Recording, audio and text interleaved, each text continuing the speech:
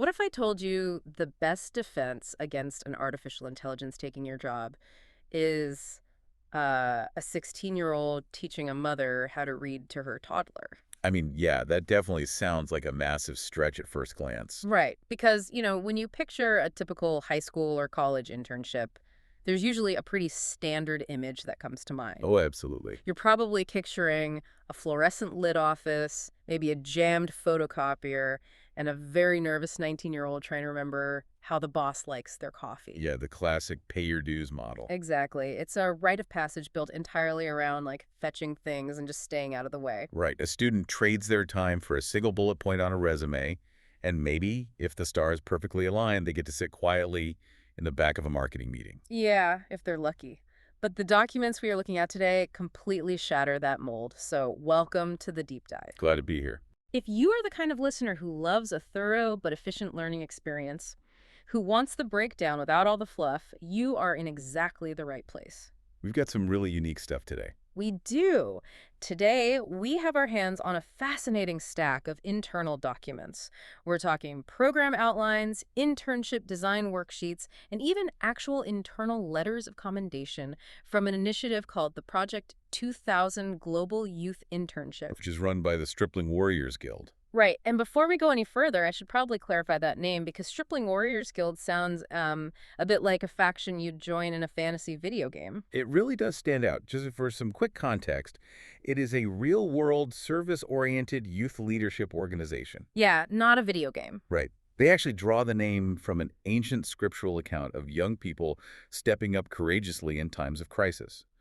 But, we aren't looking at theology or history today. No, we are looking strictly at their organizational blueprint because it is remarkably innovative. It really is. They treat high school and college students not as like administrative assistants, but as the key players in tackling the global learning crisis. And they do it through a very specific mechanism. Exactly, by directly supporting mothers and early childhood development. Okay, let's unpack this because to understand what these students are actually doing, we really need to look at why this foundation believes this specific type of program is so incredibly urgent right now. Yeah, the timing is crucial. And surprisingly, it has a lot to do with the future of work.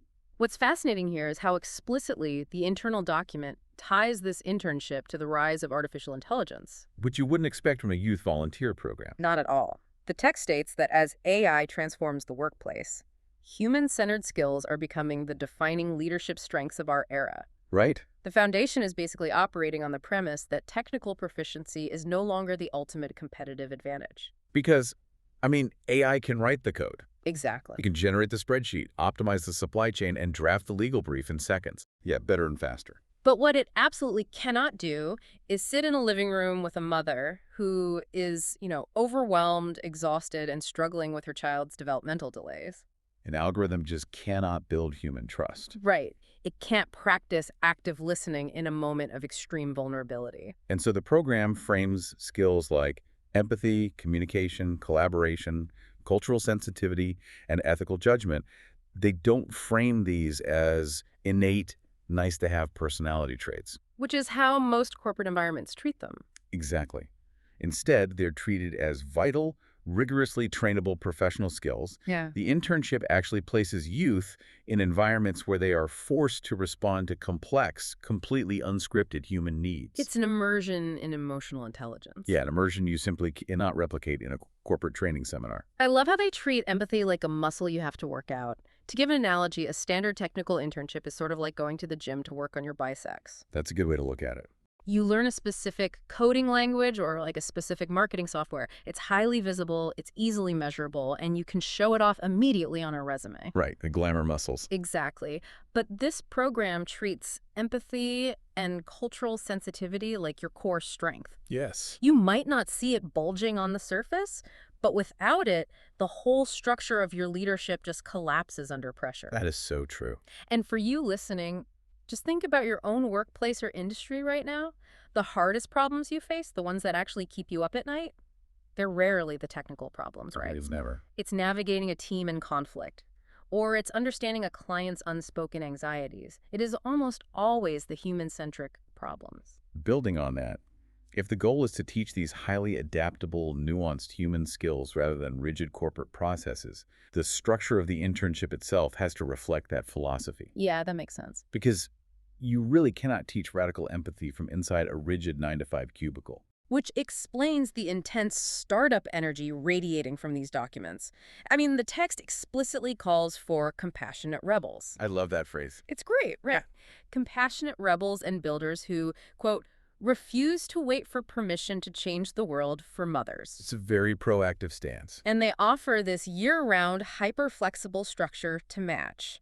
There's a spring cohort, a summer leadership intensive, a fall cohort, and a winter research internship. And the commitment levels scale entirely based on the student's actual life. Right, so a busy high school sophomore might do like 5 to 10 hours a week part-time. While a gap year student might treat it like a 40-hour-a-week full-time job. And the location is completely fluid as well. Yeah, a student can be in person at their Utah headquarters, working at future international sites, or entirely remote from their own bedroom. They can even run this internship concurrently with another traditional internship. The organization explicitly states that they care about the student's drive, not their schedule. Okay, I have to admit, I want to push back on this a little bit. Sure, go for it. Because giving teenagers total radical flexibility, labeling them rebels, and letting them work remotely for 5 hours a week, but from a management perspective, that just sounds like a recipe for absolute chaos. It sounds like a massive organizational risk, definitely. Yeah. But the foundation mitigates that chaos through a very clever tool we found in the source material called the Internship Design Worksheet. Ah, right. I remember seeing that. Instead of handing the student a list of chores, the organization requires the student to propose their own projects. Oh, interesting. The worksheet asks them to identify their personal strengths, their boundaries, and what success actually looks like to them at the very end of the program. Wait, but just because a 16-year-old writes down their own goals on a piece of paper doesn't mean they'll actually follow through when they're totally unsupervised at home? Fair point. If I had total flexibility and no boss watching me at 16, I would have just played video games and forged the timesheet. And that is exactly the genius of the mechanism. The accountability isn't flowing upward to a middle manager. Okay. It flows outward to the community. What do you mean by that? When a student fills out that worksheet, they aren't just setting a personal goal. They are making a social contract to support a specific mother or a specific community initiative. Oh, wow. So if they decide to play video games instead of showing up for their mentoring session, a real family feels the absence. The stakes are real people. Exactly. The program relies on intrinsic motivation fueled by real-world stakes. When you dictate a schedule to a teenager, you usually just get begrudging compliance. Yeah, doing the bare minimum. Right. But when you give them ownership over a project with tangible human consequences, you unlock a level of dedication that a time clock can just never enforce. That drastically changes the psychology of the internship. They aren't just avoiding punishment from a boss. No, they are trying not to let down someone who genuinely relies on them. Still, to ensure all that rebellious, intrinsic energy is actually channeled effectively, the program has a highly structured 5-level leadership pathway. Yes, the pathway is key. It provides a scaffold so they don't just, burn out trying to save the entire world on day one. The pathway scales their emotional and logistical responsibility very carefully. Level 1 is the ambassador. And what do they do there? This is purely about spreading awareness, inviting others to volunteer, and basically practicing basic public communication. Just getting your feet wet. Exactly. Yeah. Then you move to level 2, the apprentice. Okay. Here you start assisting a group leader who is actively supporting mothers. You're helping set up meetings, supporting discussions, and learning the mechanics of group management without carrying the full weight of it yet. Which leads us to level 3. Yes, level 3, the companion. This is the crucible. The core of the whole thing. Exactly. This is where the entire philosophy of the program crystallizes.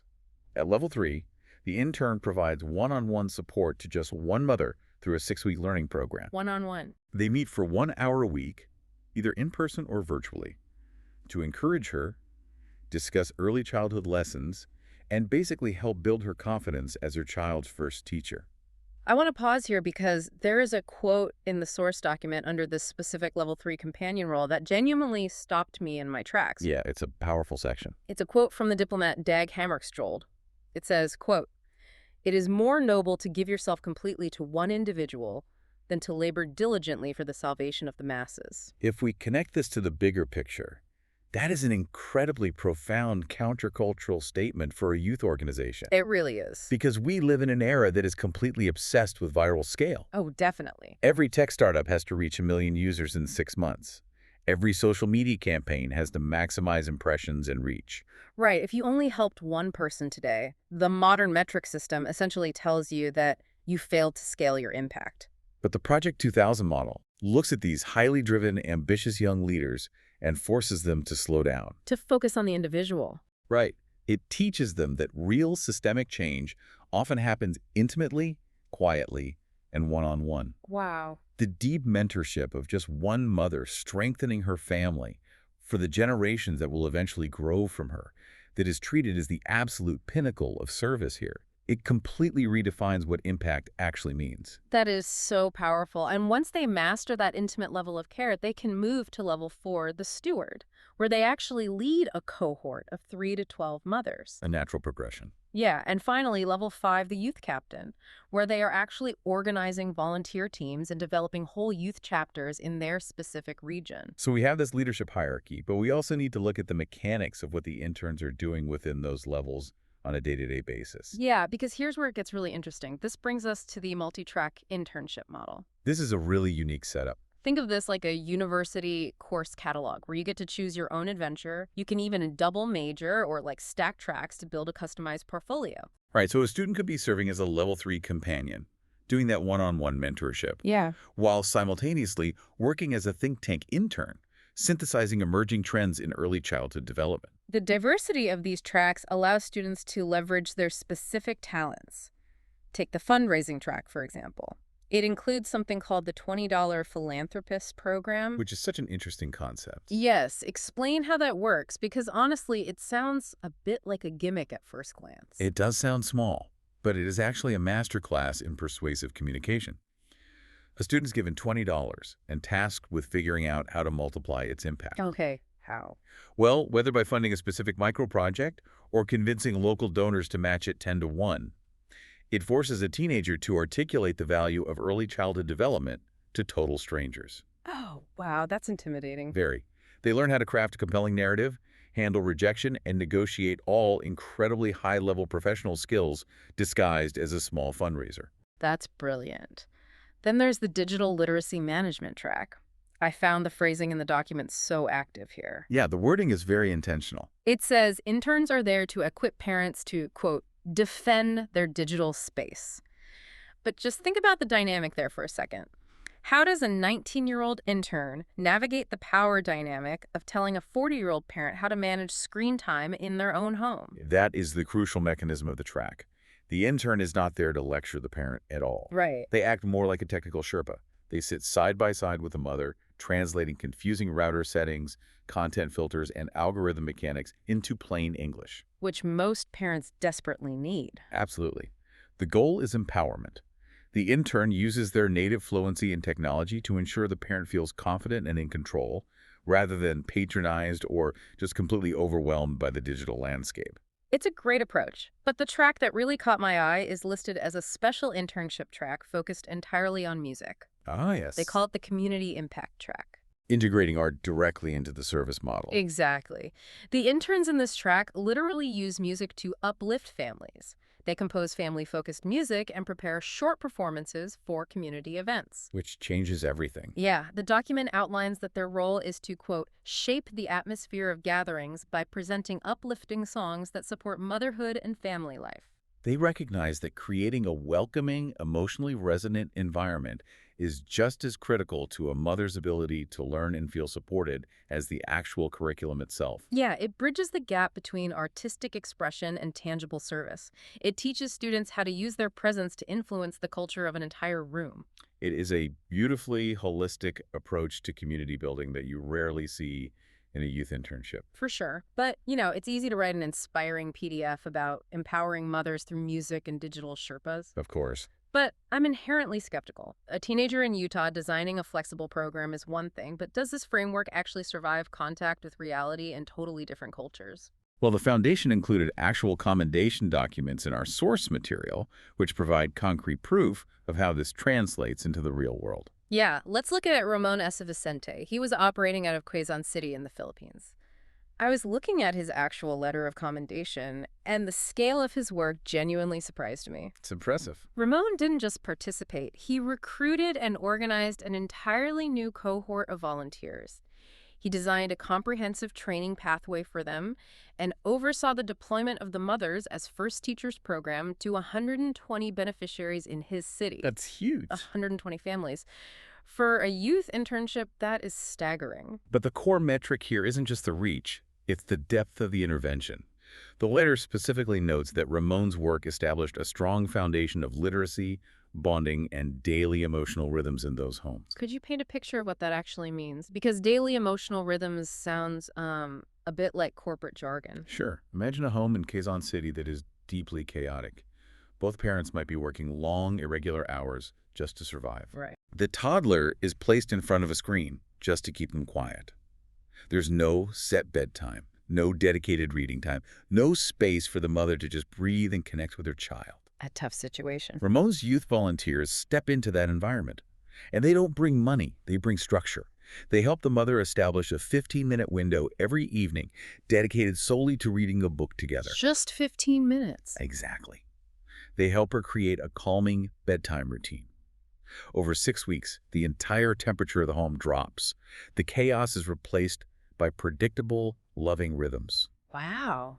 Ramon took the theoretical framework of the internship and turned it into localized, generational change for 120 different households. That is incredible. And then you flip to a completely different part of the world, and we have a Certificate of Leadership Excellence awarded to Keona Ray Brown in Anchorage, Alaska. Yes. She served as a Level 5 youth captain at a Native American community college. Her certificate praises her for mentoring youth, fortifying the community, and helping build protective pathways for rising generations. This raises an important question. What's that? How does a program, with its headquarters in Provo, Utah, manage to translate its mission so effectively to completely different cultural landscapes, from the dense urban environment of Quezon City to a Native American community college in Anchorage? Right, because the contexts are so wildly different, it seems like a standardized program would just fall apart or feel incredibly culturally tone-deaf. It works precisely because the core concept isn't about imposing a specific cultural norm. Okay. The internship is built around a universal human constant. The critical importance of a child's early development, what they call the first 2,000 days of life, and empowering the mother as the child's first teacher. I see. Whether you are in Utah, Alaska, or the Philippines, the biological and emotional need to support a mother and child during those first crucial years completely transcends geography. The need is the same everywhere. Exactly. The program simply provides the scaffolding. The interns, like Ramon and Keona, use their localized cultural fluency to deliver that universal support in a way that makes sense for their own unique communities. So what does this all mean?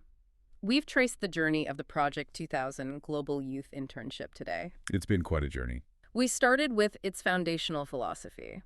The idea that in an AI-driven world, deep human empathy is the ultimate, irreplaceable leadership skill. Right. We explored the radically flexible, startup-style structure that calls on compassionate rebels, relying on social contracts rather than time clocks to keep them accountable. A huge paradigm shift. We broke down the countercultural leadership pathway that values one-on-one, intimate mentorship over viral scale. We looked at the mechanisms behind tracks like digital literacy and music, and finally, the tangible global impact reaching from the Philippines to Alaska. It really functions as a comprehensive, highly adaptable blueprint for mobilizing the next generation. It does. But as we wrap up this deep dive, there is a thought I want to leave with you, our listener, to mull over on your own. Always good to end with a question. We've spent all this time marveling at the brilliance, the empathy, and the dedication of these high school and college students stepping up to safeguard the first 2,000 days of a child's life. And it is undeniably inspiring. But if those first 2,000 days are so universally critical to the future of humanity, what does it say about our current societal structures that we are relying on teenagers volunteering in their spare time to fill this massive support gap? That is the quiet tension beneath this entire movement. Are traditional institutions failing mothers so profoundly that a global rebellion of compassionate youth is the only safety net left to catch them before they fall? It's a heavy thought. It's an incredible testament to the power of the rising generation, but perhaps a glaring indictment of the systems they are having to bypass to do this work. Thank you so much for joining us for this custom deep dive. Keep questioning, keep exploring the balance between human empathy and our changing world, and we'll catch you next time.